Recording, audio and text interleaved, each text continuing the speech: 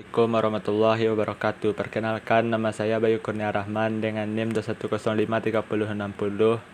Pada kesempatan kali ini saya akan membuat sebuah video pembelajaran tentang pengendalian dalam manajemen. Definisi pengendalian. Sistem pengendalian manajemen adalah suatu mekanisme baik secara formal maupun informal yang didesain untuk menciptakan kondisi yang mampu meningkatkan peluang dan pencapaian harapan serta memperoleh hasil atau output yang diinginkan dengan memfokuskan pada tujuan yang akan dicapai oleh organisasi dan perilaku yang diinginkan partisipan. Proses pengendalian dilakukan melalui para pemimpin atau manajer dengan penentuan tujuan dan strategi pelaksanaan dan pengukuran serta analisis prestasi dan penghargaan. Pengendalian manajemen merupakan salah satu dari beberapa tipe aktivitas perencanaan dan pengendalian yang ada dalam suatu organisasi.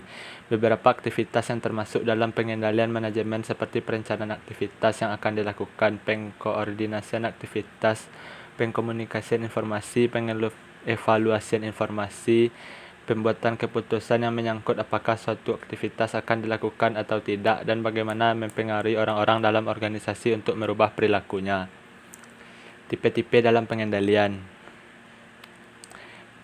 Tipe-tipe dalam pengendalian ada 3, yaitu tipe pengendalian preventif atau preventive control. Pengendalian yang berkaitan dengan perumusan strategi dan perencanaan strategi yang dijelaskan dalam bentuk suatu program-program tertentu. Pengendalian operasional atau operational control. Pengendalian yang berkaitan dengan pengawasan pada pelaksanaan program yang telah ditetapkan melalui sebuah anggaran. Anggaran tersebut difungsikan sebagai penghubung antara perencanaan dan pengendalian. Pengendalian kinerja. Pengendalian ini berupa analisis evaluasi kinerja karyawan atau sumber daya manusia berdasarkan pada tolak ukur kinerja yang telah ditetapkan oleh suatu perusahaan. Tahapan dalam proses pengendalian. Tahapannya adalah 1. Proses pemrograman. Dalam tahap ini perusahaan harus terlebih dahulu menentukan program-program seperti apa saja yang akan dilaksanakan dan harus bisa memperkirakan sumber daya yang bagaimana nantinya akan bisa langsung dialokasikan untuk setiap program yang sudah ditentukan tersebut. 2. Penyusunan anggaran. Pada tahapan penganggaran ini program harus segera direncanakan dengan lebih terinci, dinyatakan dalam satuan moneter untuk suatu periode tertentu, biasanya dalam 1 tahun. Anggaran ini juga masih berdasarkan pada sekumpulan anggaran-anggaran dari pusat pertanggungjawaban. 3. Operasional dan akuntansi. Pada tahap ini dilaksanakan pencatatan tentang bagaimana sumber-sumber daya yang sudah digunakan dan berbagai macam penerimaan yang sudah dihasilkan.